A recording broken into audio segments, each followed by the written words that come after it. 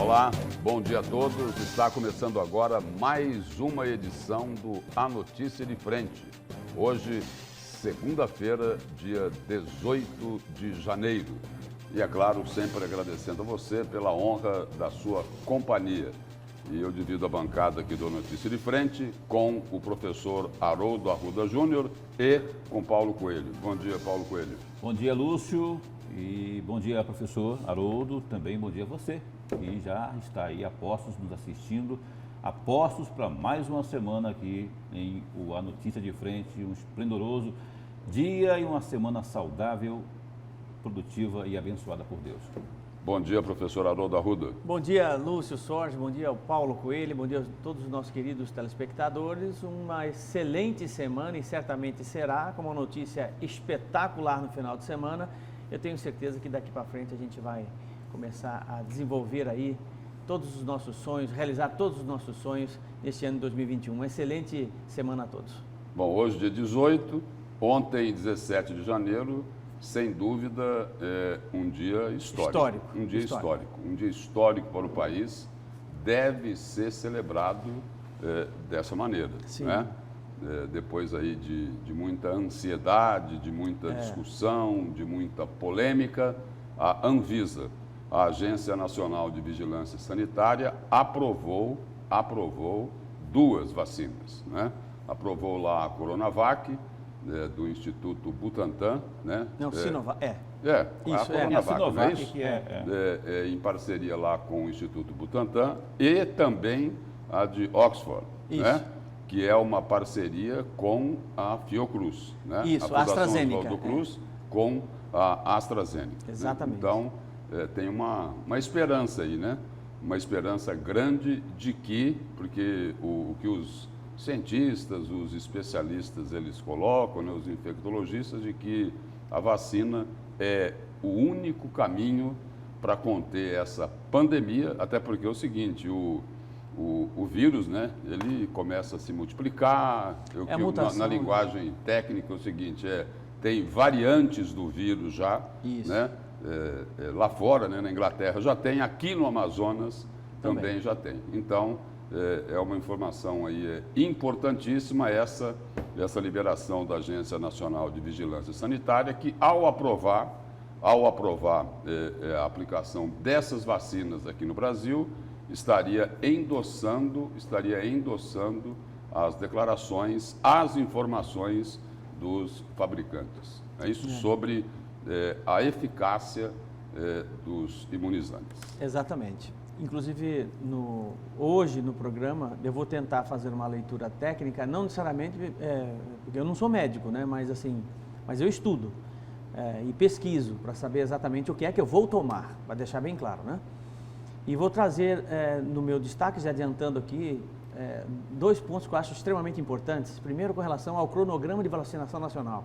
Como é que ele vai ocorrer? É um grande desafio por parte do governo. E o maior desafio por parte do governo, sem dúvida alguma, é convencer as pessoas da necessidade de se vacinar.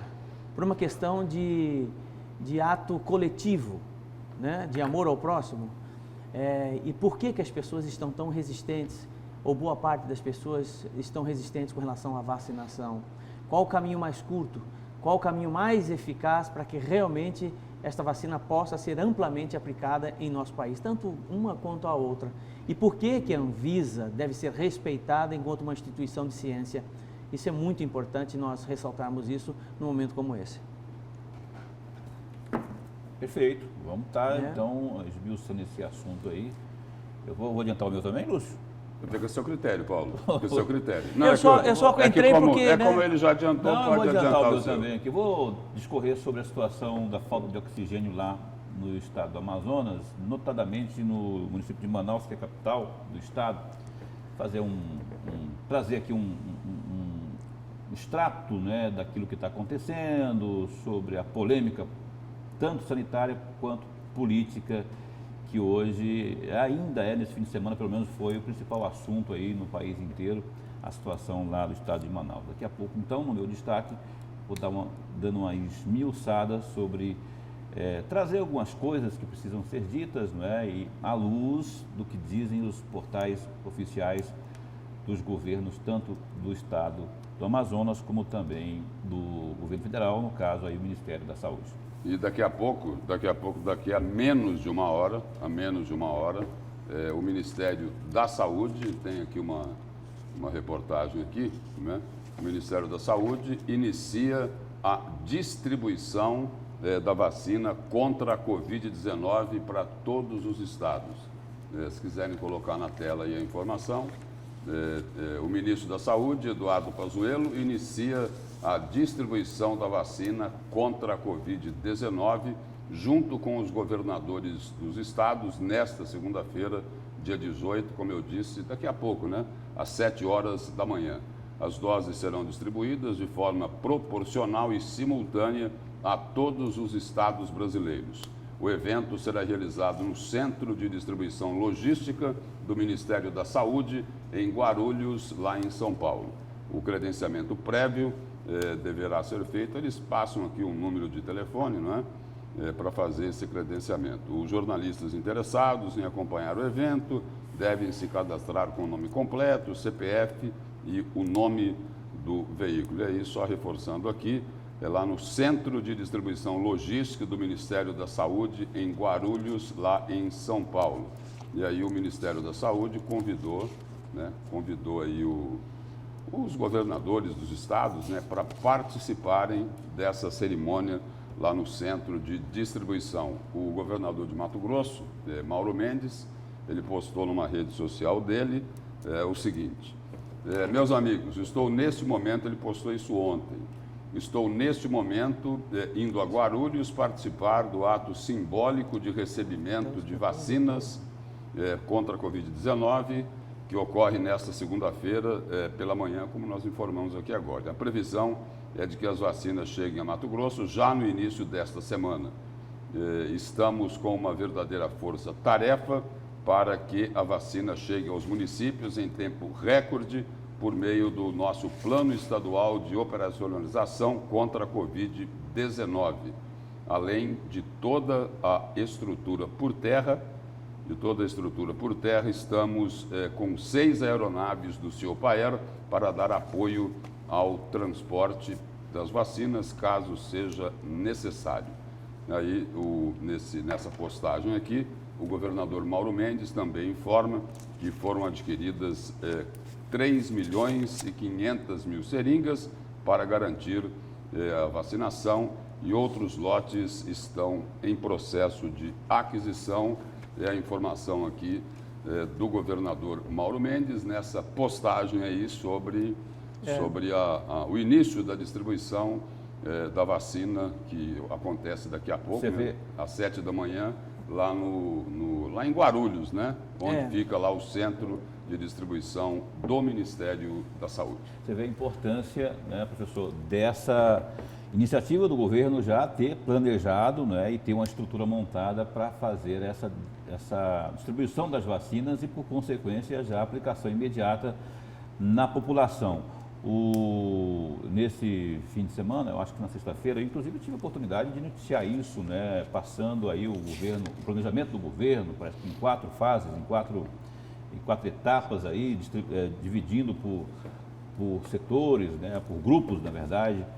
E quando se tem já tá tudo prontinho, chegando já para não perder tempo, porque quanto mais acelerada for essa ação, mais rápido a gente vai ficar longe desse trauma, desse pesadelo aí que é essa pandemia aí. Então o governo já tem esse planejamento traçado. O governo do estado de Mato Grosso tem uma central, terá provavelmente uma central estadual e 4 centrais regionais com 14 polos de distribuição. Essa logística fecha, sobretudo, o estado todo, contemplando 141 municípios para o processo de vacinação. Isso tudo foi programado antes mesmo, né, do anúncio da aprovação da Anvisa destas vacinas.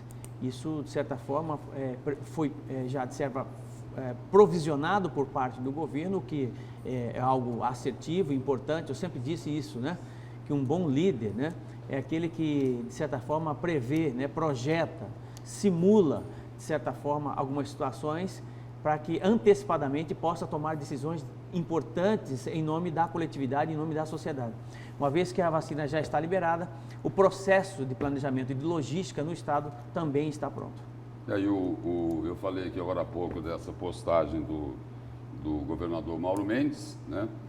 Numa rede social dele. O prefeito Emanuel Pinheiro também se manifestou lá na rede social dele.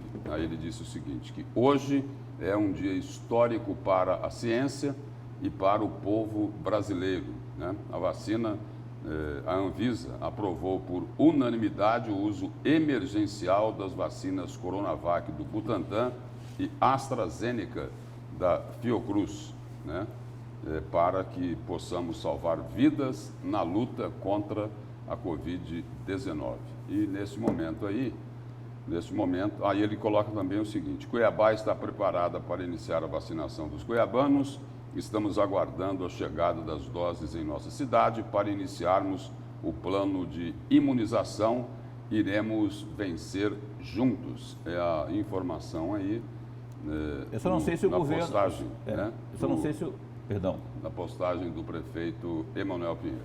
O que eu não sei, não vi, pode ser que tenha feito também, o planejamento do município já foi feito, foi divulgado? É bem provável que... Porque o governo do estado divulgou, né? Eu falei aqui em 4 fases, né? O município fez, inclusive... Gostaria de ter acesso a essa programação também. Planejado, como que vai ser, etapa por etapa, como vai ser feita a distribuição, né? Já que o prefeito está afirmando que tem, e eu acredito que tenha realmente, né? Esse planejamento aí para a gente estar divulgando, inclusive, aí como se dará o processo aí, obedecerá que tipo de critérios, serão os idosos, o pessoal da saúde, como é que fica o pessoal da educação, enfim. Já o município existe um plano nacional de imunização nacional, que não necessariamente é o que será seguido nos estados e municípios, né, por questões de autonomia. Uns podem seguir o que orienta o governo federal, outros não, mas outros podem, inclusive, fazer pequenas modificações, como por exemplo, a vacinação de professores numa primeira levada, né? Na primeira fase. Mas o estado já tem esse plano de distribuição e vacinação, o município também tem. Me fugiu agora o nome de um projeto da prefeitura, acho que é AMAS, não sei, um projeto que contempla vários bairros, né? E justamente dentro deste projeto, ele vai tentar fazer a distribuição das vacinas, utilizando os postos, né?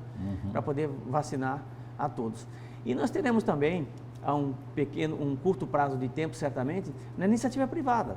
A vacina certamente vai estar em clínicas privadas para que as pessoas que têm condições possam pagar pela vacina. Isso vai acontecer porque isso é natural que acaba acontecendo. E existe também uma intenção por parte do governo federal para que dê celeridade nesse processo de vacinação, a utilização inclusive de drogarias e farmácias.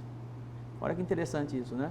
Para que as pessoas possam receber na farmácia essa vacina. Mas isso ainda não foi, tá? É pauta de discussão no Ministério da Saúde, mas ainda não foi decidido ainda com relação mas a essa utilização. ao longo do tempo, né? Eu acho que vai ter... Porque, na verdade, você precisa ter um processo de celeridade de vacinação, né? Até porque o vírus continua aí, as cepas continuam mudando, a mutação do vírus continua mudando, né? E isso faz com que realmente a vacina que você toma agora, isso inclusive eu até vou falar no meu destaque, pode ser que ela sofra uma certa alteração ao decorrer do processo, porque o vírus está mudando. Então ela pode não ter o mesmo potencial de imunização, considerando essa mutação do vírus, né? Mas isso é um outro desafio, que é o que eu vou tratar também no meu destaque, os desafios e dúvidas com relação às vacinas. E aí tem uma informação aqui, né, do portal Gazeta Digital, né, de que o prefeito Emanuel Pinheiro apresentará à população nesta segunda-feira, dia 18 às 15 horas, o Plano Municipal de Imunização no auditório da Secretaria Municipal de Educação. Está respondida a minha pergunta. E aí, na coletiva, o prefeito abordará detalhes da logística de execução do plano de vacinação, como grupos prioritários, locais de aplicação, procedimentos necessários por parte dos vacinados, entre outros, né? Então, essa daqui é a informação relativa aí, ao prefeito Emanuel Pinheiro, né? Sobre esse plano de vacinação. Você vê que parece que tira-se uma geladeira das costas da gente, né? quando se há essa reunião de ontem, essa decisão de ontem da Anvisa, porque aí parece que a semana começa mais leve no sentido de que a esperança, ela existe e a gente, nós, os brasileiros, nós estamos cada vez mais próximos, né, de uma imunização total. Estamos próximos de uma imunização, mas não estamos próximos Isso de uma... nos enche de esperança. Agora, tem muito caminho para trilhar ainda. Nós não estamos próximos da questão da imunização, mas não estamos próximos da normalidade, né? De voltarmos a uma normalidade. Isso é muito importante as pessoas entenderem, né? Que independente de tomar vacina, quem teve ou não teve coronavírus já, voltar à normalidade de não utilização de máscara, distanciamento social e álcool gel, isso está a longo prazo, está muito longe ainda de acontecer. Sabe-se que em 2021 nós teremos ainda um ano repleto ainda de dificuldades de enfrentamento da Covid-19 e muitas outras doenças que nós temos aí, respiratórias principalmente, com pneumonia, tuberculose, né, que em 2020, por exemplo, matou mais do que a própria coronavírus, né? E outro dia eu vi uma postagem num grupo do WhatsApp, a pessoa dizendo assim, nossa, meu Deus do céu, 2 milhões de pessoas mortas por conta da Covid-19 no mundo, né? Nós perdemos 17 milhões de pessoas com infarto, doenças cardiovasculares todo ano. Claro que não estou aqui dizendo, minorando uma coisa pela outra, mas são 17,7 milhões de pessoas que perdem a vida por problemas cardíacos. No mundo. No mundo. Problemas respiratórios também. A asma, por exemplo, no Brasil, é uma coisa absurda. Pega o percentual de pessoas que vão a óbito por conta de asma, né? O problema é que muitos anos não se deu tanta publicidade a isso, ou não se dá tanta publicidade a isso, né? Tuberculose mata a gente pra caramba, pneumonia, e aí por aí vai. Aí você imagina diabetes. Então, aí você pega um problema como esse, que já é crônico em nossa sociedade e no Brasil todo, soma com dengue, com chikungunya, com todo mundo precisando de respirador mecânico, aí realmente é o caos absoluto. Né? Então, é realmente um problema grave. E só complementando essas informações aí sobre essa estrutura, né, de distribuição das vacinas, hoje né, nessa cerimônia, lá no centro de distribuição do Ministério da Saúde, lá em Guarulhos, serão distribuídas aí, pelas informações, né, 6 milhões de doses da Coronavac, é isso? Que foram adquiridas pelo governo federal, pelo Ministério da Saúde.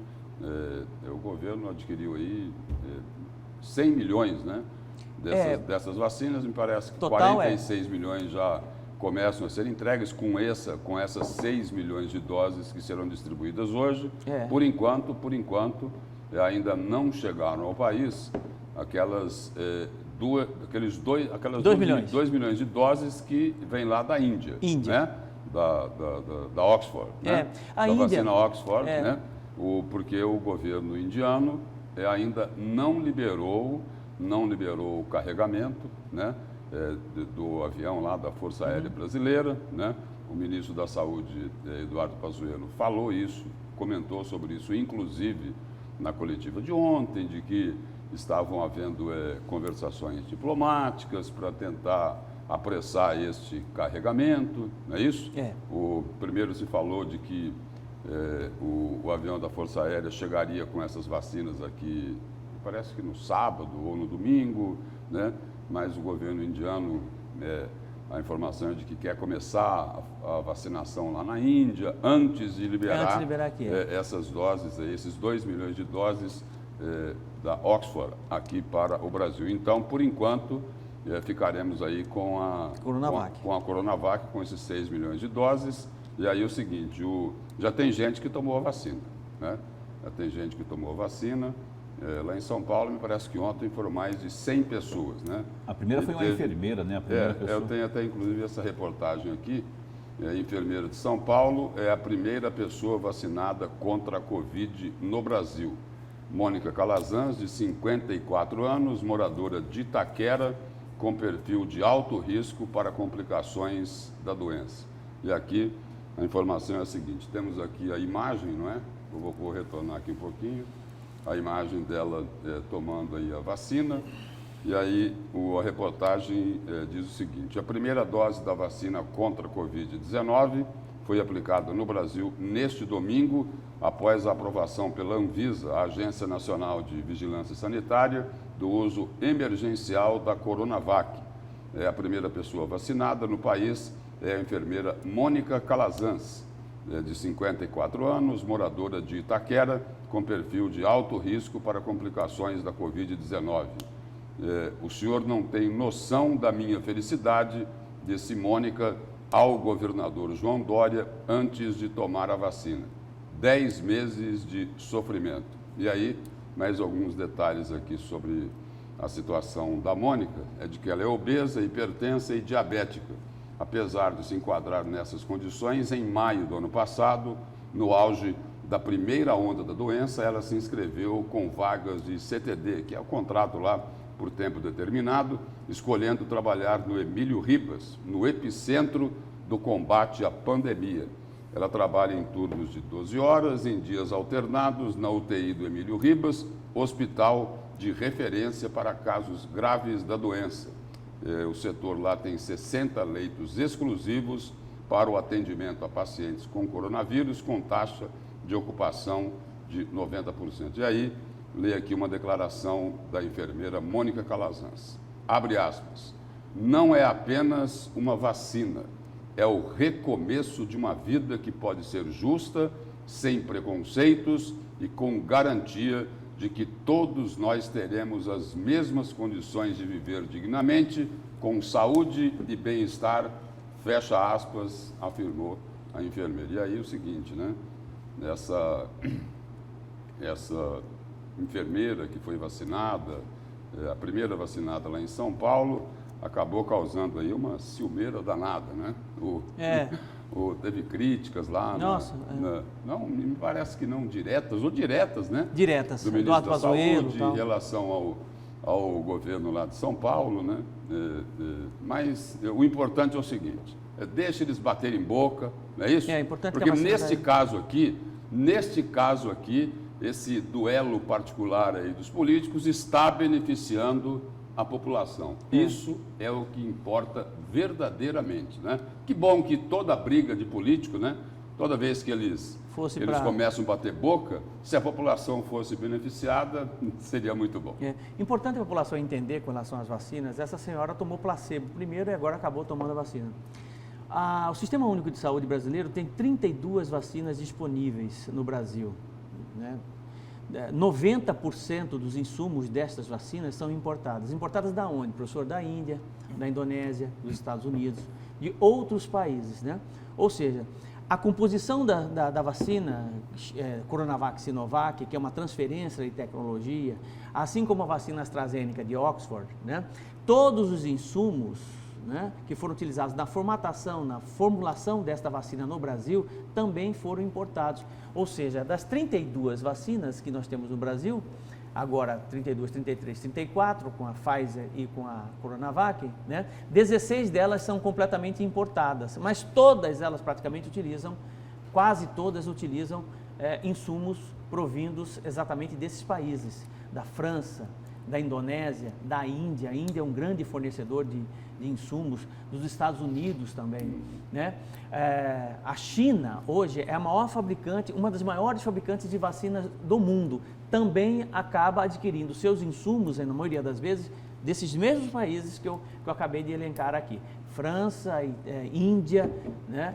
Indonésia, Estados Unidos, para poder formular todas as vacinas que são disponíveis lá no continente chinês também. Você falou, o professor Haroldo falou agora há pouco, disse aí sobre essa expectativa da retomada da normalidade, né? Que infelizmente o Haroldo está certo, porque a gente vai demorar a ter a normalidade restabelecida no nosso cotidiano. Eu observo, entretanto, que com a aplicação dessa vacina, na evidência, estamos falando de um universo de 210 milhões, no mínimo, aí, de habitantes, né?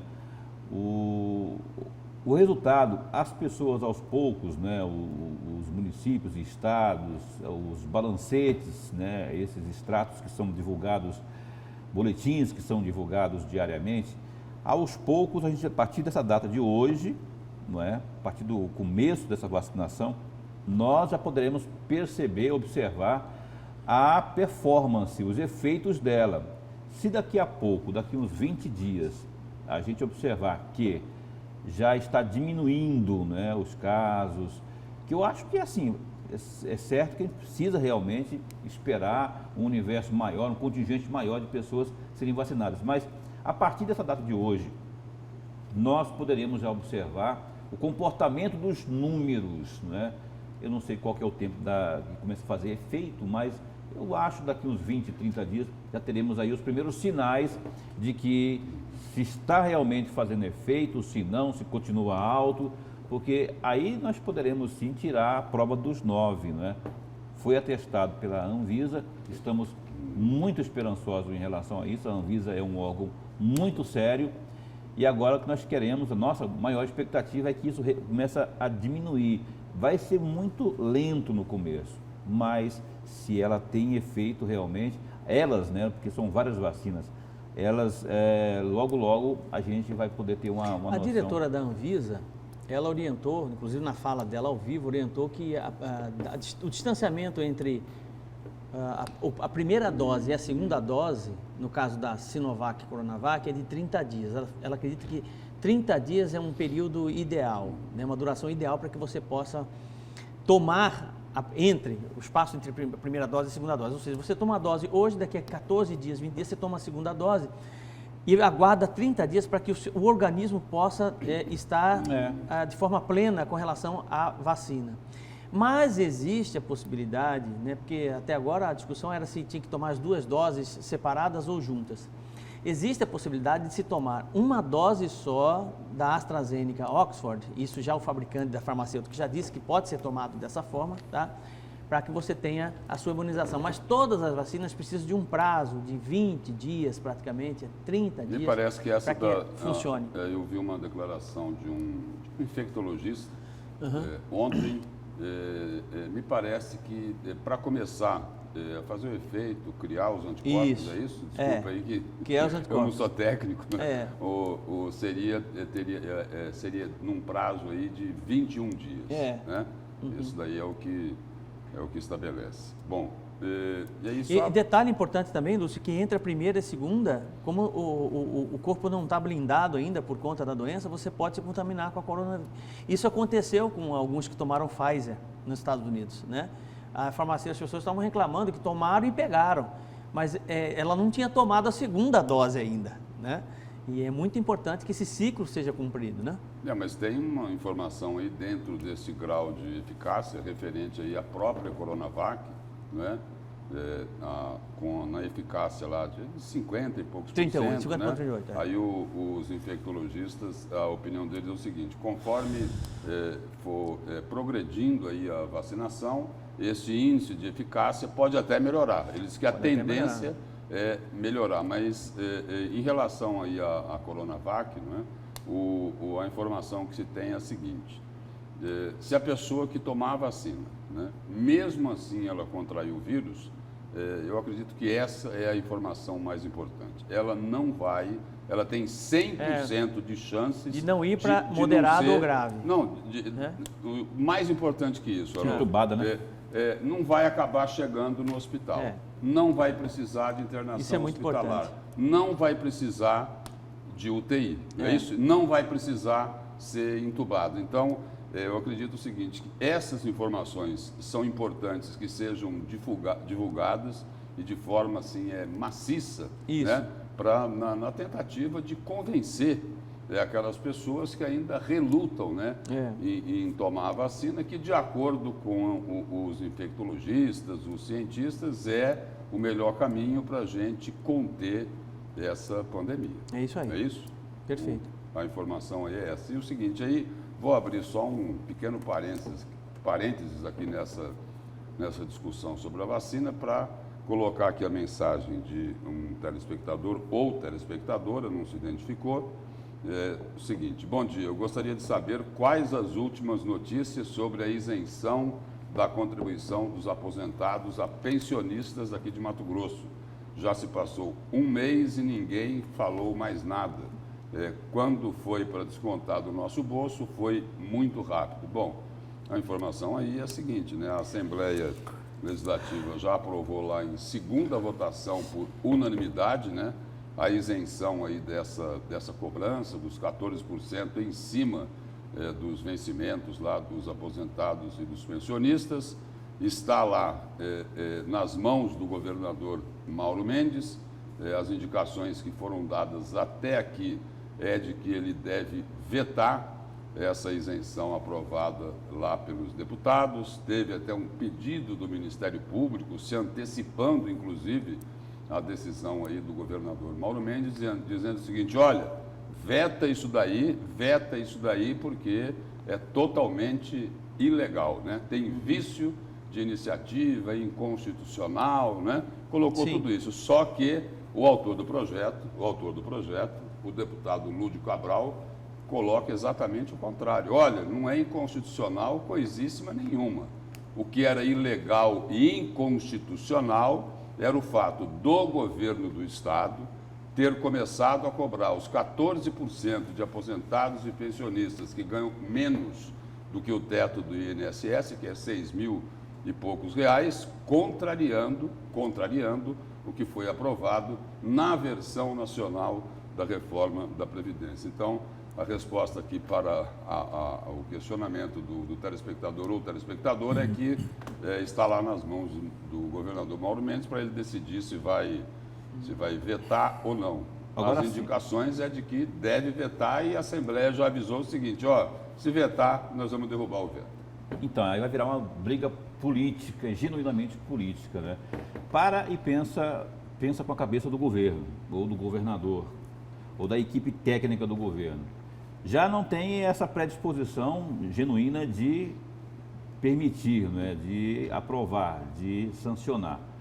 Aí ainda vem o Ministério Público e fala: não, realmente o governo, para não incorrer em inconstitucionalidade, terá que fazer o quê? Vetar.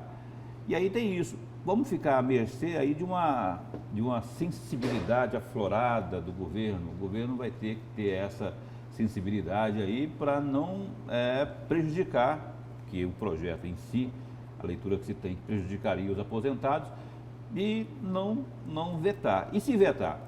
Se vetar, vai lá, volta para o parlamento derruba o veto. E promulga, é isso, professor? Quando derruba, promulga, né?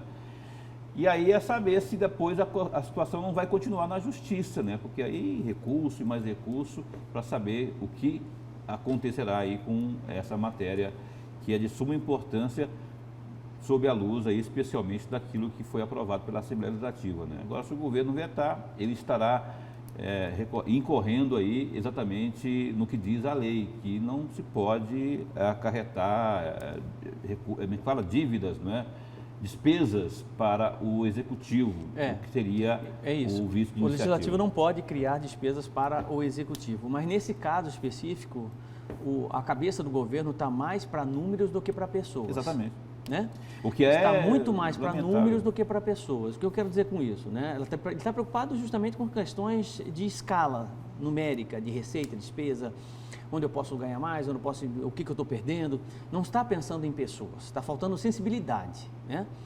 Um governo que pensa só em números, né, simplesmente descarta o maior capital que ele tem, que realmente são servidores, são pessoas, são aposentados, pessoas que já contribuíram com esse Estado de forma descomunal. É isso. Essa é a grande diferença de você ter, por exemplo, um político medíocre, entendeu? Que ele é apenas mais um e pensa só em si ou no seu grupo, e de um político estadista. Winston Churchill pensava na coletividade o tempo todo, independente da sua vontade, né? O estadista, ele se comove com a maioria da população, porque ele acredita e ele sabe que o coletivo é sempre muito mais importante do que o individual, independente de qualquer coisa. Então, é preciso se ter, em determinadas situações, que por mais que a lei seja dura, né, seja forte, esteja presente, seja constitucional, seja isso, seja aquilo, a sensibilidade e o bom senso deve prevalecer.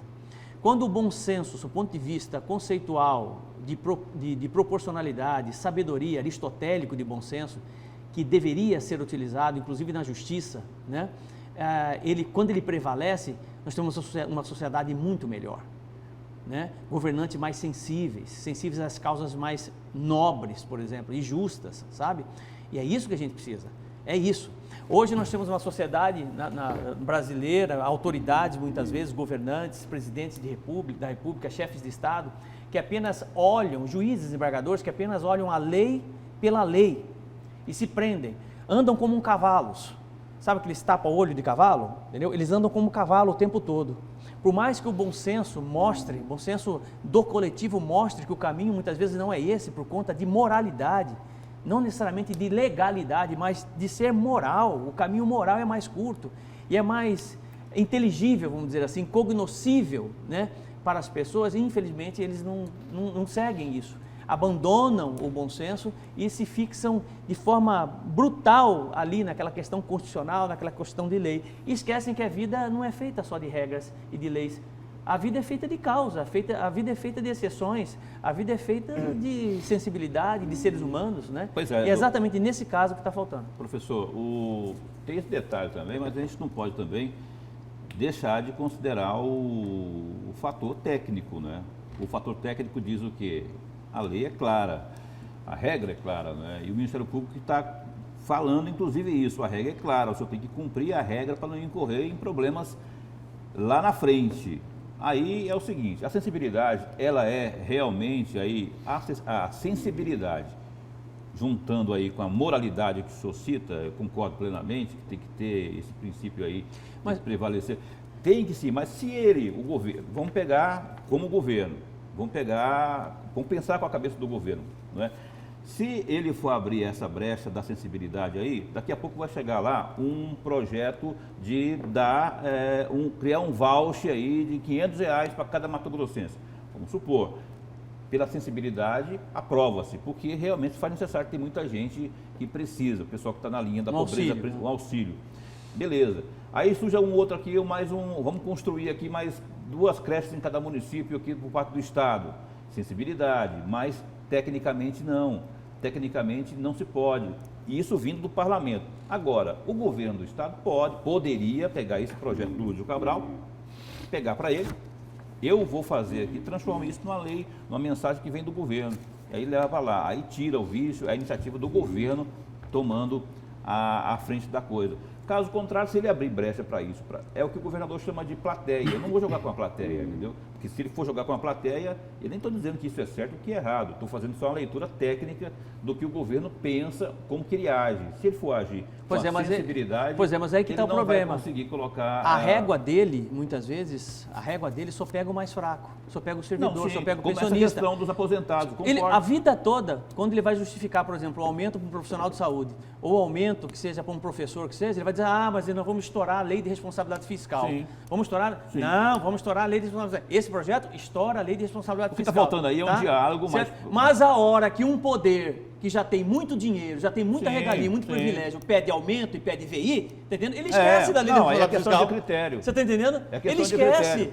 Quantas vezes eu vi, por exemplo, projetos pedindo VI para determinada categoria, determinado poder, que não precisa de absolutamente nada, que já ganha muito bem, tá entendendo? E o governo aprovar. Cadê? Aí não tem a questão da lei, aí ele não se preocupa com a lei de responsabilidade fiscal, porque não é capaz de diminuir parte do 12º, tá entendendo? Aí é problema.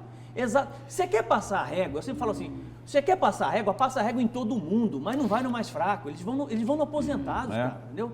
O cara que tem dinheiro para comprar remédio, tá entendendo? Para sustentar a família dele e um monte de gente. Ele vai no aposentado, ele vai no professor, ele vai no profissional de saúde. Por exemplo, a questão do mas duodécimo. Mas ele não vai lá na turma a questão que do ganha duodécimo acima do teto aí, constitucional. Duodécimo dos poderes, Isso é uma mim é situação que poderia ser revista, não é? A questão das verbas indenizatórias, isso tudo poderia ser revisto aí, que sobraria caixa aí para fazer outras coisas no Estado, por exemplo. Aí ele alega assim, não, quem que vai pagar a conta? Alguém vai pagar a conta, e esse alguém será o povão. Então, para evitar esse tipo de situação, eu devo vetar. Eu não estou falando que sobre esse caso específico ele vai vetar, está sob análise dele. Eu acho que vai vetar. Na minha opinião, vai vetar. Você viu algum pronunciamento dele com relação aos gastos do MP, com relação ao gasto de compra de celular, de smartphone? Não, fica quietinho. Você viu algum pronunciamento do Executivo? Mas ele não tem que se pronunciar, não. Ele tem que cortar. Mas ele tem que mostrar indignação também. Ah, sim, ele tem que se manifestar. Agora, em termos de decisão propriamente, é reunir o pessoal. Ele me pessoal, representa, não eu não representa? aguento mais, o Ele Estado não é não governador? aguenta. O Estado não aguenta, a gente tem que chegar aqui, vamos ter que cortar aí, ó, 10% daqui,